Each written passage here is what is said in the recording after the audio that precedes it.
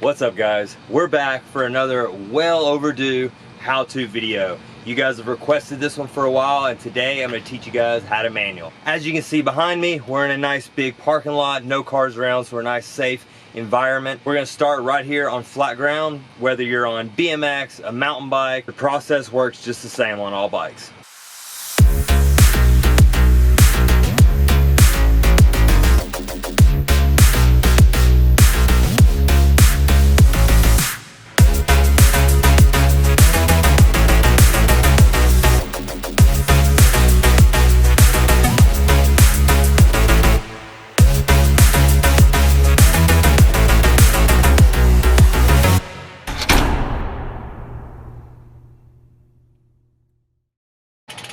We're going to start this process on the BMX because that's where all my requests come from. Again, my mountain bikers, it works the same. No matter if you're on a dirt jump bike, slalom bike, enduro bike, downhill bike, it's all the same motion. So let's get started. I'll start by saying we use the parking lot because, as you can see behind me, we have all these white lines. Well, every white line can end up being a goal for yourself. So our first goal, point A to point B, with the ultimate goal of going all the way down the parking lot. Let's go over bike setup real quick. Flat pedals. Practice these in flat pedals, please. There's a reason we're in a parking lot and not directly out on the track trying these, all right? Flat pedals will allow you to jump off the bike quick if you go too high. If you're clipped in, as soon as you start to rock back, you're toast. So now we know we're not practicing this clipped in. Let's talk about our braking. We should have one finger on the brake at all times. Yes, there's guys that ride brakeless bikes who manual fine. You don't have to have the brake, but the brake is a little extra security. Go up too high, hit that brake, majority of the time it's gonna bring your front wheel back down. Yes, sometimes if you go too far, try to hit it back here, it's probably not gonna help you, but you wanna learn that brake awareness so you have that little extra security. And teaching ourselves that brake awareness is just signals to the brain. So let's do some quick drills to teach ourselves that muscle memory and give our brain that signal to pull the brakes. Before we try to manual, up, pull the brake, up, pull the brake. And what you're doing is creating a pattern so your brain knows when you go too high, instead of panicking, pull your brake lever in.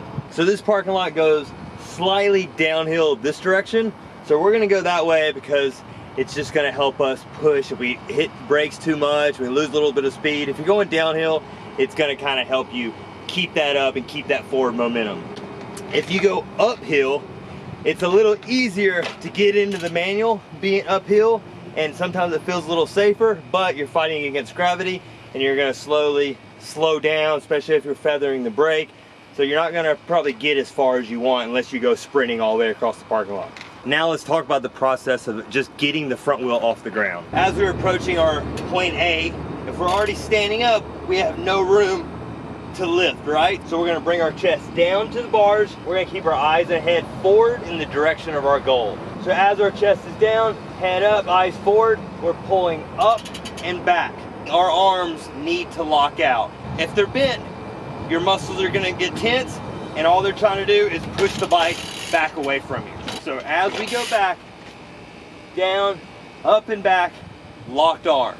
All we're doing from here is holding onto the handlebars with our fingers, not letting it go. All right, all our weight's back. All the control is gonna come in our legs and our hips. Say you pull it up, you keep your arms bent, but you're up high. I don't have much room for error right there. But if we let those arms lock back and get our hips back, notice our front wheel is much lower and we have a lot more room for error here. We have a lot more adjustability in our manual. If you're here, this is a very small balance window.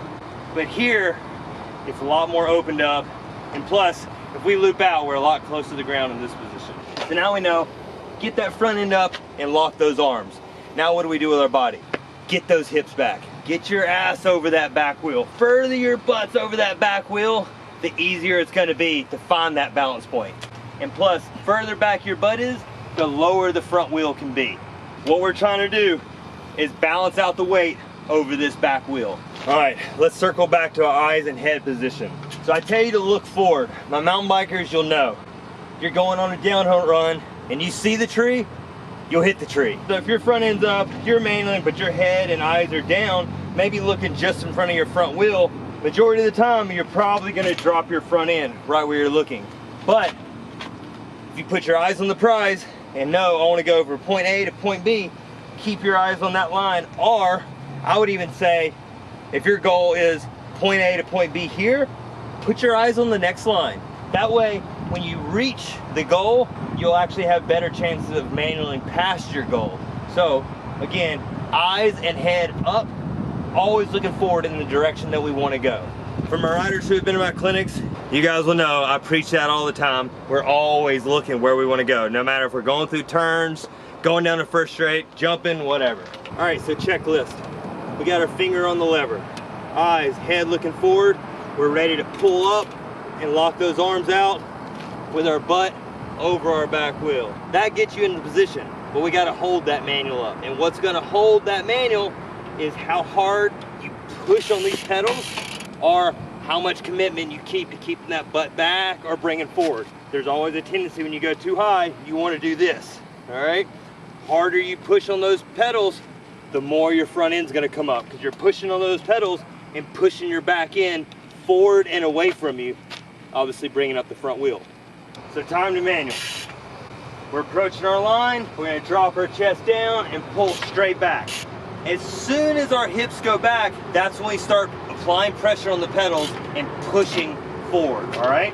I know I'm breaking down these steps, but it's all one motion. As we go down, pull back, hips shift back, we're pushing on the pedals all at the same time.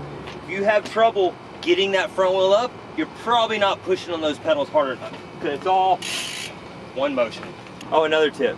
And when you bring your chest down to the bars, you shouldn't bring it down, sit, wait for it, then come up. You want to have it all one motion, kind of like that slingshot or rubber band effect. As soon as you're down, you pop right back up. So you have to learn to time it with your starting point, and it doesn't matter if you go a little bit over, a little behind. Obviously, it doesn't have to be perfect. That's just a reference for starting. Now let's get started. First goal, point A, point B.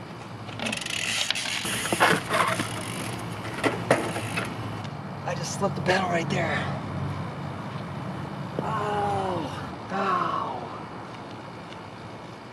All right, we're approaching at a good speed, nice and calm, up and down. Nice and easy. Let's go for 2.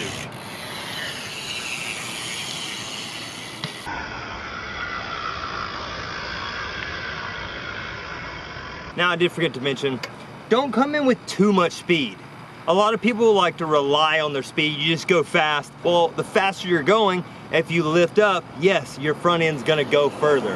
But if we can learn it slow and controlled, one, it's a proper manual. You're not just cheating it. 2, you're just gonna teach yourself better habits in creating that balance, because it's a lot harder to balance going slow than it is going full speed. So keep that in mind. Don't go too fast. Don't feel like you gotta sprint at it. Just come in at a nice, comfortable, relaxed speed and just start lifting it up. It's the only skill that we do on our bike with one wheel at a time, right? So it's not gonna be an easy one. It might be frustrating, but the more you practice, the more you're gonna be aware of that balance point and the better you're gonna get. All right, now that we got the basics down, let's see how far we can go.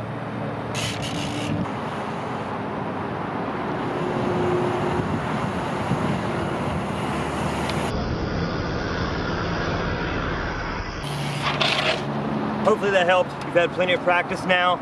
Let's take what we learned over to the track. So, I like to start on rhythm sections because, I mean, there's not much difference between 2 rollers, a step up, or a double around the track. If you feel more comfortable starting on a tabletop, that's fine too. But once we're on the jumps, I like to have rollers so we have something to learn to push down on. With a tabletop, you have the benefit of the lip helping you get the front wheel up, right? But once you're on the top, it's just like the parking lot like we just went over. I like to suggest practicing on something with a little roll over and down and back up. That way we really start learning the motions on manualing down a roller or through a double. And with a rhythm section like this, you don't have just 2 rollers, up, I messed up, let's go back over and start over. With a long rhythm section, you can mess up and then check yourself on the next roller and then try again. That way you're not just using 2 rollers and having to restart every time you mess up. If you have something to go back to back to back, it's just like a set of trails. If you're learning to jump, go to a set of dirt jumps, not just the BMX track, and you have one jump you're comfortable on. Find some dirt jumps that's just set after set after set. So if you mess up, you can correct yourself and try to get better at it as you jump the jumps. Now here we're coming out of turn 2. We're on the first roller of our rhythm section. Yes, you can use this one in manual from 1 to 2, but in this video what we're gonna do is pump this one and manual the second 2, because I think the pump will kind of get you in that flow and give you more of a natural pull into the next manual. Pumping that first roller will give us a little more momentum moving into our first manual. In the parking lot we talked about bringing our chest down to the bars and then pulling up and back, right? Well, now we have a roller with a lip to help us pop that front end up.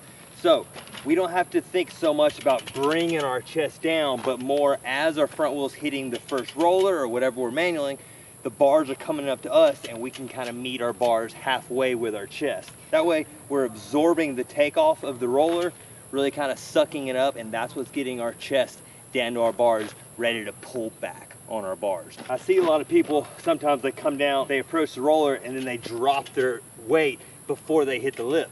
Well, if you drop your weight here and then your front wheel's still trying to go up the lip, then the bike's kind of fighting against you. It's throwing that rhythm off and you're not gonna get that pop right back up. Remember, we wanna have that all one motion. So when you're using a lip to help you get into that manual, you might have to practice just that a few times and finding that rhythm and the timing of dropping our weight and pulling up all in one motion. Now remember, we have a lip to help us get our front wheel up. So you don't have to bring all the way down on the bars like we were in the parking lot. We have the help of a roller. So keep it relaxed. We're pumping the one before and making it all one motion. As we pump through the bottom of the transition, we set it for the next lip, letting the lip do its job, getting the front wheel up off the ground, and rock our weight back. And remember, I know it's intimidating at times, especially if you're just learning. Get that weight back and those arms straight, because you do not want to see these bent arms. Bent arms will never leave you in control. Now let's talk about the legs again. Now when we top over the roller, when your front wheel goes up the lip, and now your legs are absorbing it, right? Because we're not standing tall. If we're standing tall and already pushing on our back end, as our back wheel comes up over the top of that roller, if our legs aren't bent, we have nothing to push down on. That's where the pump and the forward momentum comes from. We don't want to just be going through the motions of a manual. We want to be forcing that back wheel down, creating forward momentum so we gain speed through every down ramp of every backside. So as we lift up, arms straight, now our back wheel's at the top of the roller.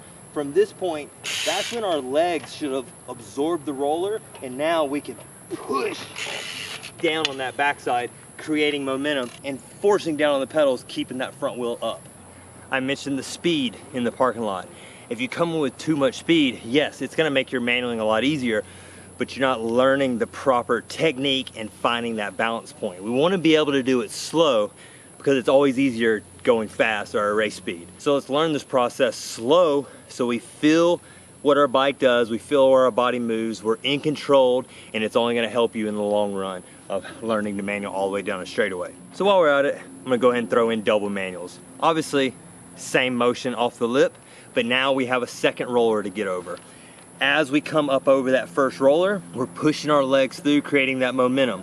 Arms are still straight, eyes and head looking forward. Well, normally, when we manual, we push through and we drop it on the next roller, right? Well, now, we have to push through that first manual and not necessarily keep it higher, but you have to stay in that position, letting your legs absorb the second roller, and then you're starting the motion all over again and pushing down that backside. All right, hopefully I covered all the tips. Like I said before, manualing is always going to be one of the hardest skills to perfect because it's the only skill we're doing balancing on one wheel. Hopefully all these tips will help you perfect manualing. It's not going to come overnight. The more you do it, the better you're going to get. And this is exactly how I learned the process 20 years ago, just out in a parking lot when I lived an hour from the BMX track and I didn't always have the jumps to go ride. So get out there, parking lot, driveway, set a goal, point A to point B, stretch it further as you go. The goal is to find your comfy balance point on your bike. Everyone's body type and bikes are set up completely different, so what works for someone else might not work for you, but the best thing to do is get out there and just practice, practice, practice, and keep following these tips. If I missed anything, let me know. If there's other stuff that you guys want to see, hopefully after this race season, I'm gonna have more time to do these. So again, I hope it helped. Until next time, thanks for watching. Peace. One key tip I forgot to tell you guys for bike setup: rear wheel length. The closer your axle is to the bottom bracket, the easier it is to manual. So if you have a back end that's all the way on the back of your dropouts, it's gonna be a little harder to manual than someone with a closer rear end. For example, a freestyle bike. Those back ends are made very short for manualing and trick spinning the bikes because it's smaller circles. So longer your rear end is, harder it's gonna be to lift up on that front end. Now get out there and try it. See you soon.